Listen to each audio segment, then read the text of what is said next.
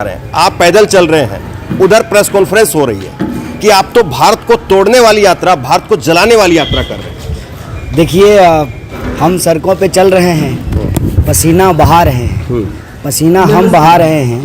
वो अपना खून क्यों जला रहे हैं? अगर वो अपना ज़मीर नहीं बेचे हैं तो देश बचाने के लिए उनको भी साथ आना चाहिए।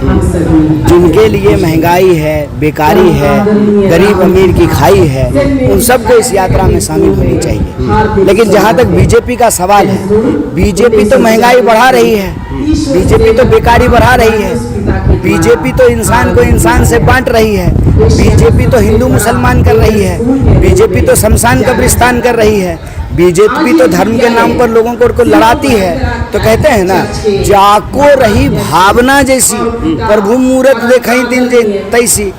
जिन्होंने देश को जलाया है दंगों की आग में, जिन्होंने देश को जलाया है नफरत की आग में, वो हमेशा जलाने की ही बात करते हैं। जो इस देश को तोड़ते हैं धर्म के नाम पर, जाति के नाम पर, क्षेत्र के नाम पर, ईद और बकरीद के नाम पर, दुर्गा जी और दिवाली के नाम पर, तो उनकी पूरी की पूरी राजनीति बांटने की राजनीति है, लड़ाने की राजनीति है। इंसान को आपस में जो है बांटने की जो ये राजनीति है, उसी राजनीति के खिलाफ, उसी नफरत के खिलाफ मोहब्बत के लिए हम सड़कों पर चल रहे हैं।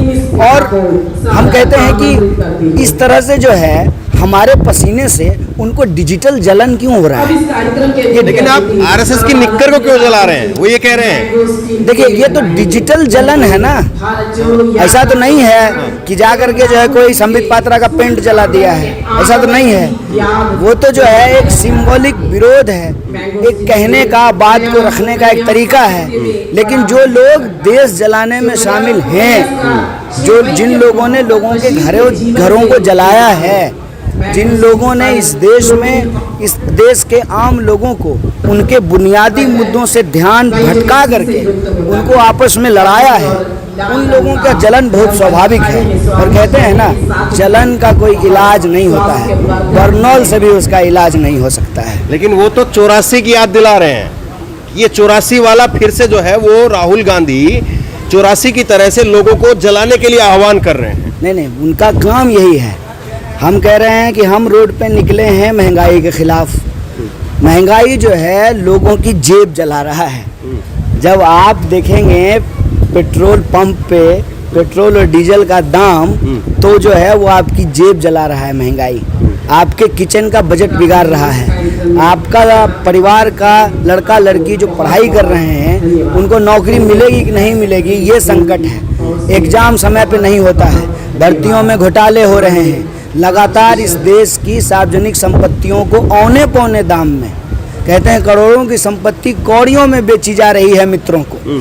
इससे ध्यान भटकाने के लिए वो नकारात्मक बातें करते हैं, उनको करने दीजिए।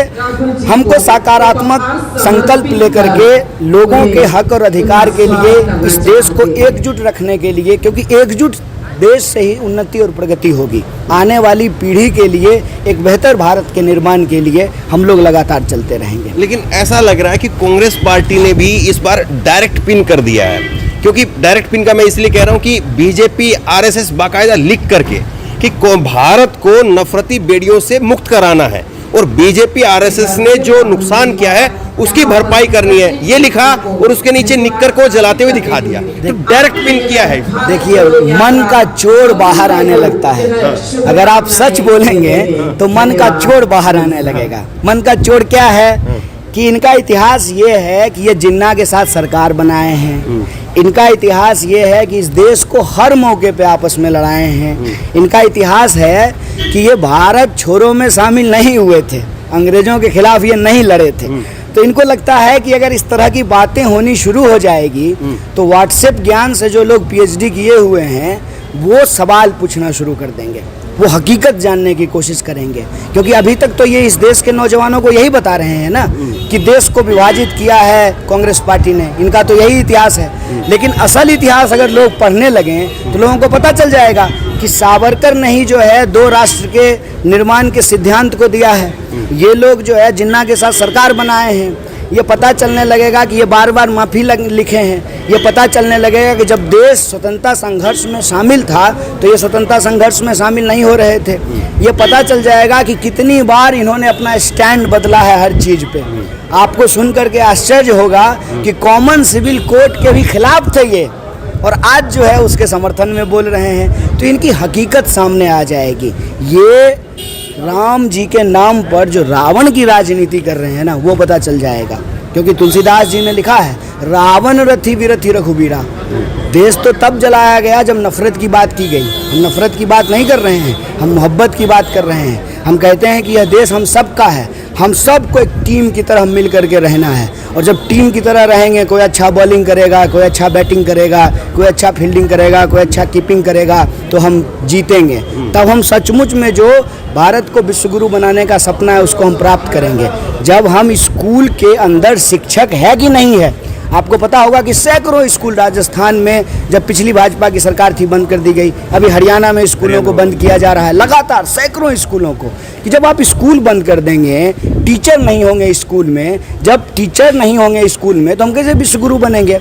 और ये बार बार भारत जलाने की बात जो है, भ्रष्टाचार की बात, परिवारवाद की बात करके सिर्फ और सिर्फ कांग्रेस पर निशाना साध करके और इतिहास को पूरी तरीके से तोड़ मरोड़ करके उसी सिद्धांत पे कि आप नारियल के पेड़ के नीचे खड़े हो जाइए और बार बार लोगों को कहिए कि ये नारियल नहीं है, कटहल है। ये झूठ बोलते रहते हैं ताकि आज की हकीकत लोगों को पता नहीं चले। आज की हकीकत ये है कि 45 साल में देश में सबसे ज़्यादा बेरोजगारी है। आज की हकीकत यह है कि महंगाई आसमान छू रही है। आज की हकीकत यह है कि रुपया अपने सबसे निचले स्तर पर चला गया है। भूटान भी कुछ दिन में हमसे आगे निकल जाएगा। और प्रधानमंत्री कहा करते थे कि अगर रुपया गिरता है तो इससे सरकार की साख गिरती है। आज उस पर कुछ नहीं बोल रहे हैं। तो झूठ बोलना, नफरत फैलाना, इंसान को आपस में लड़ाना, यही भाजपा की राजनीति है। और इस राजनीति के खिलाफ जो हम लोग संघर्ष लगातार कर रहे हैं, यह आम लोगों तक नहीं पहुंच रहा था। तो ये संघर्ष जो है आम लोगों तक पहुँचे, आम लोगों के दुख दर्द में हम शामिल हो सकें और हमारे संघर्ष में वो शामिल हो सकें, इसीलिए हम भारत जोड़ो की बात कर रहे हैं, वो बार बार तोड़ने की बात कर रहे हैं। वो याद दिला रहे हैं कि दिल्ली, तेजस्वी सूर्या ने ट्वीट किया कि दिल्ली को जिस तरह से जलाया था ये पूरे देश को जलाना चाहते हैं। तमाम बीजेपी के मंत्री लग गए हैं, सुबह से अभी ट्वीट आ रहे हैं। देखिए, इतिहास के गरे मुर्दे इसलिए उखाड़े जाते हैं ना ताकि वर्तमान की बात को छुपाया जा सके। 84 के दंगे हुए, कभी जो है आज के किसी भी कांग्रेस नेता से आप पूछ लीजिए, कोई उस दंगे को डिफेंड करता है, कोई उसको सही ठहराता है। भाजपा के आप किसी नेता तो छोड़िए, कार्यकर्ता से भी पूछ लीजिए, वो 2002 के दंगे को सही ठहराता है। और 84 के दंगे के बाद कांग्रेस पार्टी ने जो है देश से माफ़ी मांगी है। डॉक्टर मनमोहन सिंह देश के प्रधानमंत्री बने और माफ़ी मांगेंगे ये माफ़ी। इनका काम है झूठ बोलना। अगर हम इतने साल तक शासन प्रशासन में रहे तो हमसे गलतियां हुई, हम उसको स्वीकार करते हैं। ये तो गलती पे गलती किए जा रहे हैं। इनको कौन सी गलती आप स्वीकार करते हुए देखे हैं, आप मुझे बता दीजिए। हर चुनाव में जाते हैं, शमशान कब्रिस्तान करते हैं, हर चुनाव में इस मोहल्ले उस मोहल्ले की बात करते हैं, कपड़े देखकर पहचानने की बात करते हैं। बहुत छिछले स्तर की जो है भाषा का इस्तेमाल किया जाता है। आपने कभी माफ़ी मांगते हुए देखा है? कन्हैया जी, आप भी मौजूद थे। 7 तारीख को राहुल जी गए, विवेकानंद जी को अपनी श्रद्धांजलि दी और आज स्मृति ईरानी की तरफ से एक रैली में बड़े कॉन्फिडेंस के साथ में कहा गया कि देखिए कितनी निर्लज्जता है राहुल गांधी में कि वो विवेकानंद की मूर्ति पर 2 फूल चढ़ाने के लिए नहीं गए। देखिए, इसको एक था ना, फिल्म था एक, रूप की रानी चोरों का राजा। अभी जानते हैं सरकार कैसे चल रही है, झूठ की रानी चोरों का राजा। जो लोगों की पूरी सरकार ही झूठ पे चल रही है, उसकी क्या बात कीजिएगा। जिन्होंने अपनी डिग्री के बारे में झूठ बोला, जिन्होंने अपनी बच्ची के बारे में, कौन झूठ बोलता है, अपनी बच्ची के बारे में झूठ बोला। वो जो है पहले बोल रही हैं कि रेस्टोरेंट है, अब बोल रही हैं कि रेस्टोरेंट नहीं है। आप जानते हैं कि उसके सारे डॉक्यूमेंट्स बाहर आ गए हैं। तो अपनी डिग्री के बारे में जो झूठ बोलते हों, उनसे क्या आप सच की उम्मीद करते हैं? ये इनका काम है झूठ बोलना। और इस तरह के झूठे लोगों को रिस्पॉन्ड करने की ज़रूरत नहीं है, क्योंकि हम कोई चीज़ दिखाने के लिए नहीं करते हैं। हर चीज़ जो है ना हमारा फोटो खिंचाने के लिए नहीं है। रिस्पॉन्ड नहीं करेंगे तो गांव देहात में तो वही बात मान ली जाएगी ना कि स्मृति ने कहा है, तो क्या पता राहुल ने कर ही दिया होगा ऐसा। गांव देहात में अगर स्मृति ईरानी जी का झूठ पहुंच रहा है ना, तो गांव देहात में महंगाई भी पहुंच रही है, बेकारी भी पहुंच रही है। पेट्रोल हम भी 100 रुपये लीटर खरीद रहे हैं, भाजपा का वोटर भी 100 रुपये लीटर खरीद रहा है। हमको भी जो है पढ़ने लिखने के बाद जो भाजपा के वोटर नहीं हैं उनको भी रोजगार नहीं मिल रहा है, जो भाजपा के वोटर हैं उनको भी रोजगार नहीं मिल रहा है। तो कब तक आंख बंद करके आप कहिएगा कि नहीं नहीं कुछ नहीं है, कुछ नहीं है, कुछ नहीं है, कब तक कहिएगा? लेकिन आप ये कह रहे हैं कि बताने की कहने की जरूरत नहीं, लेकिन काउंटर नहीं करेंगे तो यही महंगाई तकरीबन जो है वो यूपी में भी हमने थी, कोई ऐसा नहीं कि कोई 20-30 रुपए का फर्क हुआ डीजल पेट्रोल में और इस चीज़ में। काउंटर नहीं करेंगे तो वो तो धर्म के नाम पर और इस प्रकार के प्रोपेगेंडे के नाम पर अपना तो कुर्सी हथिया ही रहे हैं। देखिए सच को आँच नहीं होता है, हमको राजनीति को कुश्ती नहीं बनाना है, ये WWF का मैच नहीं है। हम सत्य के लिए लड़ रहे हैं, वो सत्ता के लिए लड़ रहे हैं। देखते हैं सत्ता जीतती है कि सत्य जीतता है।